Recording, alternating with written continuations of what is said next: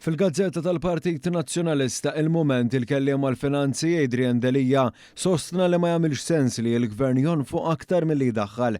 Dan fil-waqt li jenfasizza li l-ispiża kapitali trid tikber u allura skont Delija hemm bżonn li tonqos l-ispiża l-oħra. Biex dak li qed jgħid Adrian Delija jseħħ kieku l-ispiża rikurrenti trid tonqos b'minn tal-inqas 820 miljun euro.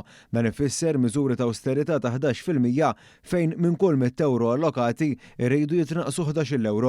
Eżerċizzju li sar għal din il-Kamra tal-Aħbarijiet jindika li biex il-Gvern ifaddal 820 miljun euro fl-ispiża rikorrenti ikun irid jifriża l-benefiċċji soċjali, jirtira l-inċentivi kollha li se jingħataw in-negozju u l-investiment fl-intelligenza artifiċjali, ma jingħatawx iżidiet miftehma fil-ftehim kollettiv tal-ħaddiema kollha tal-Gvern, inaqqas il-mediċini b'xejn fuq il-formularju, inaqqas l-istipendji u s-servizzi ta' childcare b'xejn bi kwart, inaqqas sussidji kollha fuq l-enerġija u jnaqqas b'terz l-allowances fil-waqt li jneħħi l-overtime kollu ma' servizz pubbliku kollu.